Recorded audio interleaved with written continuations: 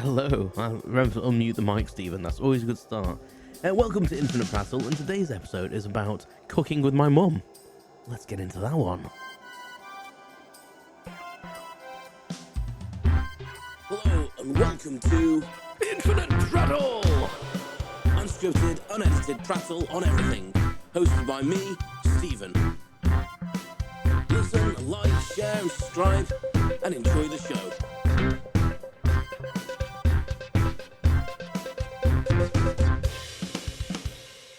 Welcome back. Thank you very much for joining me again. Welcome. Today's episode is going to be about cooking and learning to cook and learning to do stuff in general, really, I suppose. So let's see where this one goes. On the last episode, I was like everywhere, so I don't even care. That's how the brain works sometimes. That's how definitely my brain works. So don't be surprised if there's no resolve. You're here, you know what you're getting. If you've never been here before, that's potentially what you might get.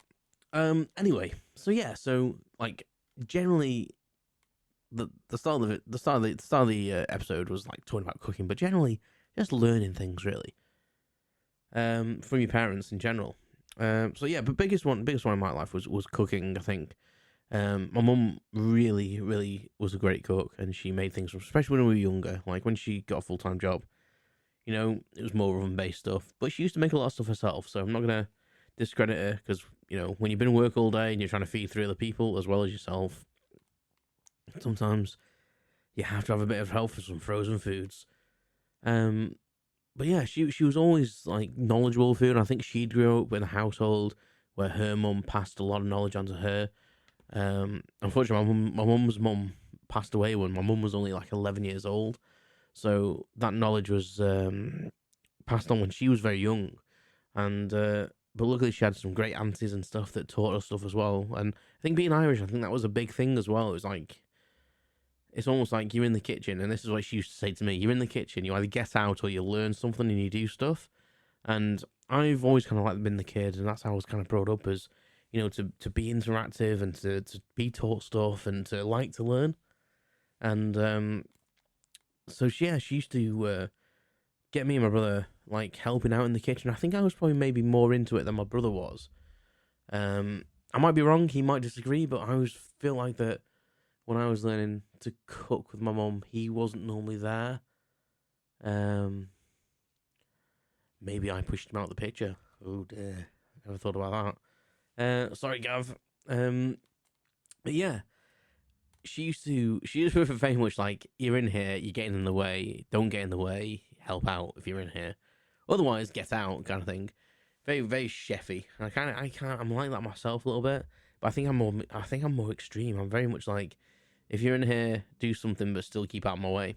I'm still grumpy as anything with it, I think. So, I think with cooking, and again, harking back to kind of like the last episode about like pocket money and stuff, and I don't know shit on the new generation and what they call Gen Z.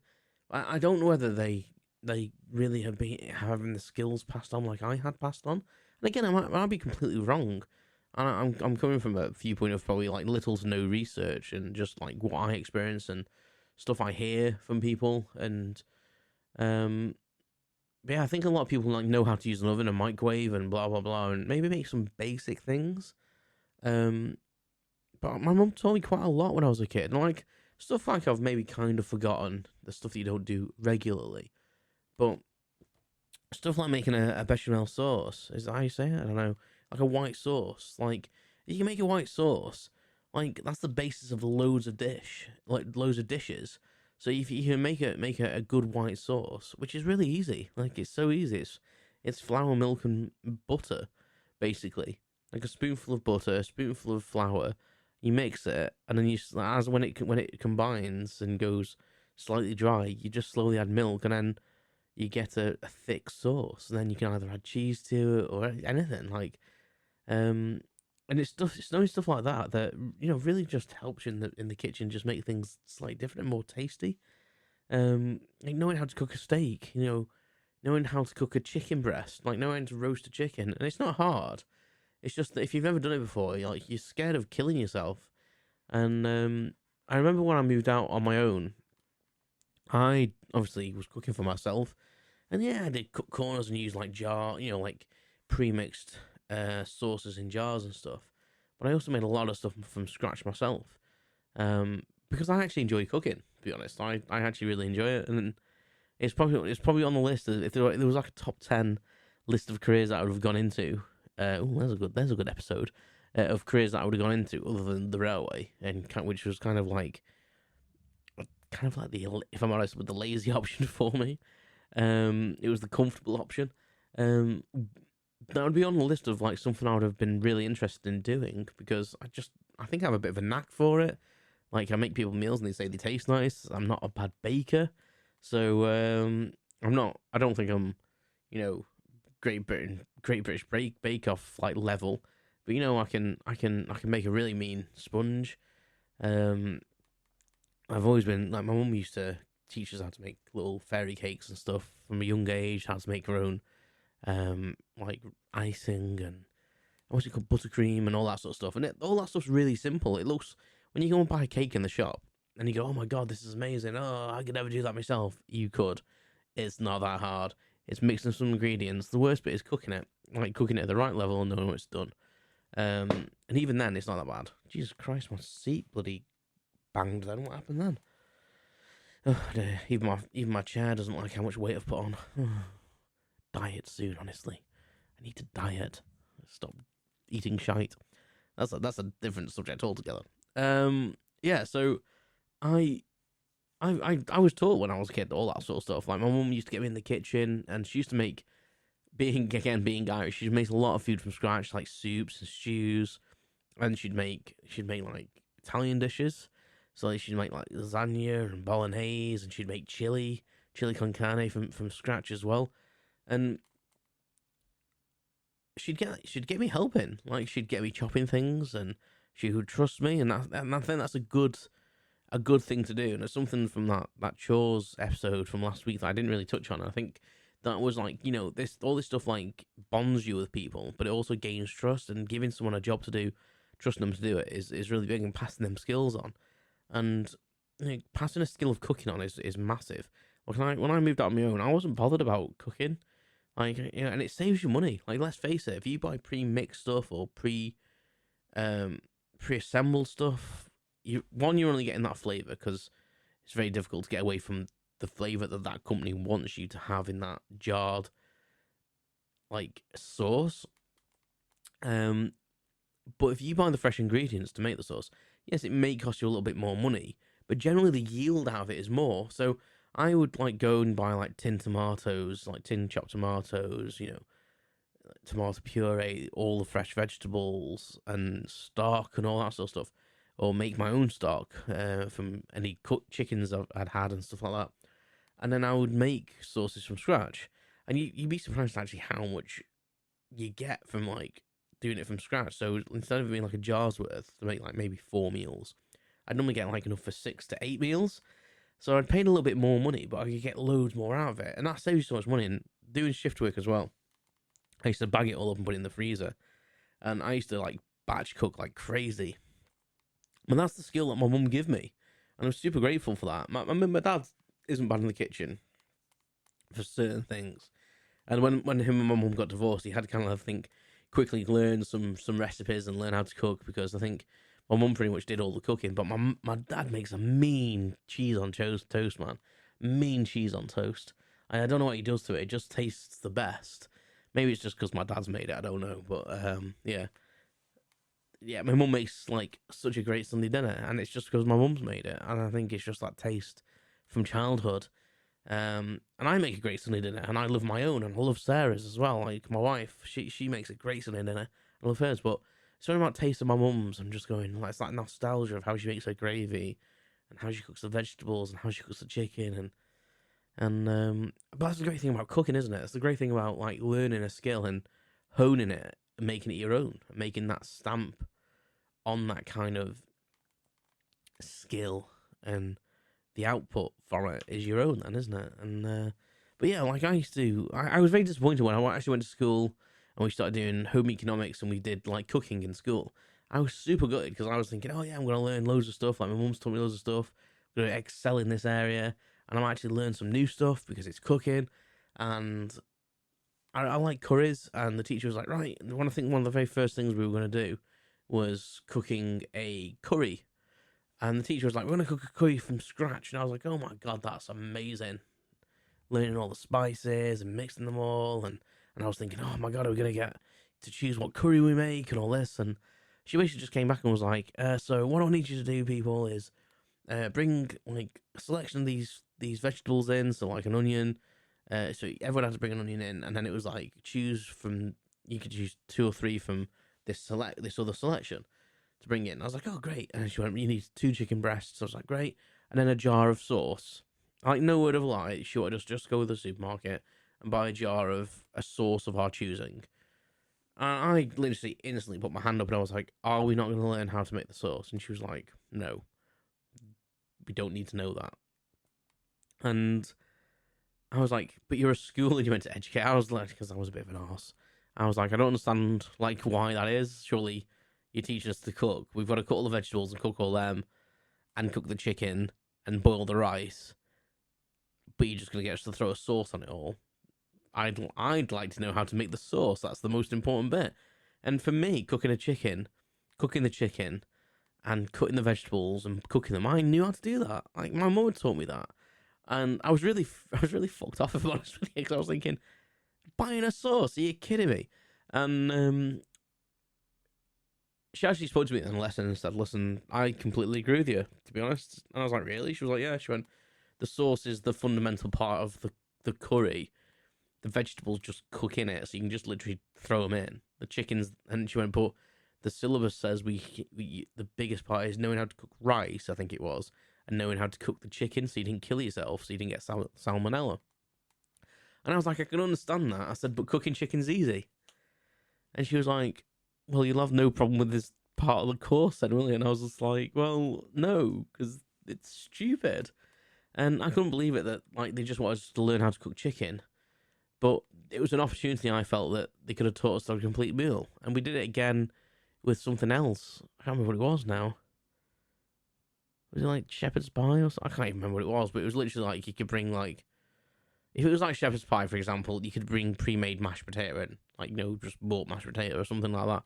It was like really silly. And that's everything we made in home economics from that point on was like... we never had to make much from scratch. There was always like... With the curry, learn how to cook the chicken. There was always like the syllabus of the school, and the government wanted us to know, rightly so, I suppose, a certain element of it, like make sure the meat's cooked or make sure they know how to do this, and then everything else was secondary and not important. So obviously, the cheats came in. Like you could buy chopped things, you could buy soups in a can and stuff like that. And it was like we made, I think that was one of the things. We made bread, but you didn't have to make the soup. And I enjoyed making the bread because it's something I'd never really done with my mum. So that was actually really interesting to me, kneading the bread and knowing the process. So I love making bread, and I don't do it often enough. And I've said this before, and I need to make more bread. I need to take time out of my week and make like a small loaf every week, and that can be the bread that we use. Because there's nothing like fresh bread. There's like other skills my mum taught me as well as like the cooking side of it. As I just remember this before I move on. She actually let me make tea for everyone one night, and I made it from scratch. She literally gave me the kitchen, and I wanted to make. I actually got these recipe books, like really old-fashioned ones, like from the 70s, and even earlier than that. I think that people would give her. And there was one in there, and I said I really want to make a chicken cobbler, so. I made everything for it. I made I cooked the chicken. I think this was actually before, like the story I've just told about the curry. So this is why I was kind of annoyed because she trusted me fully. Like she came in every so often. Do you need any help? And I was like, nope, get out of the kitchen. I think that's where my kitchen stuff started really. And I made a chicken cobbler and made the crumble for the top, like with the rubbing technique to crumble it all and the savoury crumble. And cooked it, and you know what? I think even my brother was impressed, but he didn't want to give me too much credit because I think maybe he was a bit jealous of my cooking skills. But yeah, I really enjoyed it, and I was under pressure because I I've always had this thing about getting everything right, being perfect for everything, and trying to be the absolute perfectionist. And I think even my mum was impressed as well, actually, that it came out as well. And she basically said, like, I couldn't have done that better. And I think she even said it was nicer. It's nicer than what I could have made or something. She might have just been nice, but and I was like 12 or so when I did that, like 11 maybe. And then a few years later, we came to the chicken curry scenario, and I was like, seriously.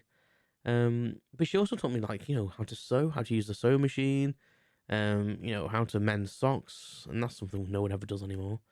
Because that's stuff that she was taught, and in fact, I think my dad taught me how to mend socks. Actually, it was kind of the thing that he was taught when he joined the army, and there's all these little things that you get taught from your parents, and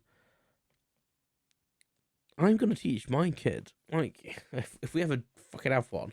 There's another story there. I need to do an update on that, I think. That all these things are super important. I think that how to manage your money. She was always very good at the money in the household, my mum, and she was the one that was kind of in charge of it. And she kind of told me how to sensibly manage stuff and maybe not be frivolous. I ignored her, obviously, when I was young, but she's always been very clever with money, and she's always been very good at looking after herself. And she just gave us all these skills, and my dad gave me loads of skills as well, in different things, like like little DIY things, and probably my dad was kind of like more life, getting out there and doing stuff in life, whereas my mum was like very much home stuff and homemaking stuff. Obviously as well as life advice every so often, but I think I listened to my dad more because obviously my dad was like my dad and ex-military, and he'd been and seen it, and he shot a gun and jumped out of airplanes, and he was a paratrooper. That's the whole jumping out of airplanes thing. And but yeah, I feel it's kind of through into my life. It's kind of through into what I am now, and the chores I did as well. All the things that they got me to do to reinforce that. Like, it's carried through into my adult life, and I don't like to stand around and watch someone do something. I will offer help. I will muck in with, a menial task, and I'm not above anything. I don't think. Like, if the cleaner at work is doing something, I'll offer to help. I'm not like, I would scrub a toilet. Even now, like, I'm a manager in the job I do.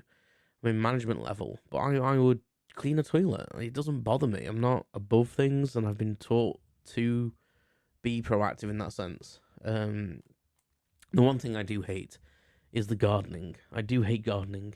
And I don't know if that's because, like, that was the thing I didn't particularly like when I lived at home, because our garden was so bloody huge, and cutting the grass used to take so bloody long, and weeding the garden used to take so bloody long, and all I wanted to do is sit and enjoy it.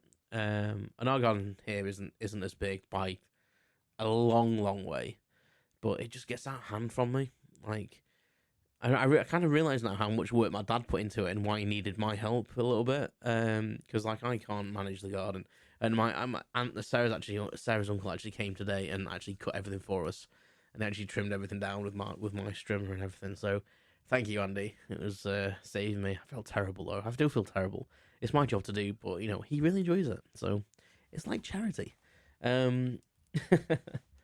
Yeah, but the thing, just them skills alone, man. But that taught me how to use, like, a drill. It taught me how to use a strimmer. It taught me how to use a petrol lawnmower. It taught me how to maintain a pond. And all these things sound stupid, but there's things in that when you grow up, they're applicable to other things. You can apply them to other areas of your life, and I think that's why it's so important. And I might be shitting on the new generation, but I feel like my generation, the Gen X kind of millennial kind of crossover that I am. So I think we need our own name, because we're not Gen X, and I don't like being called a millennial. We're a crossover. Anyone in the late 30s to early 40s is a unique species, and I'm gonna do a podcast about that, because I think that needs to be discussed, and that's where I'm gonna end it today. So thank you very much. Let me know if there's any skills that were passed on to you that you find useful. Like, not just cooking. Cooking's kind of a very generalized one. Is there anything that, like, your parents passed on that has become a career for you, or started a career, or Is there anything that you use day to day that you probably never do unless you were shown as a kid? Because I must admit, I've not sewed anything for a long time, but I do own a sewing machine. There's probably not many men that used to live alone that owned a sewing machine. People used to find that very funny that I hemmed my own curtains. Anyway, if you've got the skill, I suppose you have to do it, don't you? So yeah, let me know your thoughts. In the description, there's all the links for everything, and you can actually text me directly to tell me your thoughts. So just you can press that link. I'm not sure how it charges you. If people who've got free text, I think it just works on free text, but there may be a charge, so disclaimer there. But yeah, just send me a text and let me know your thoughts. And yeah, thank you very much for listening, and I'll speak to you all soon. You've been listening to Infinite Prattle! Thanks for listening. If you like this episode, go back and listen to some others. And please continue to listening. Your support is muchly appreciated. Please like, share, comment, and subscribe. And I'll speak to you all again soon. Take care.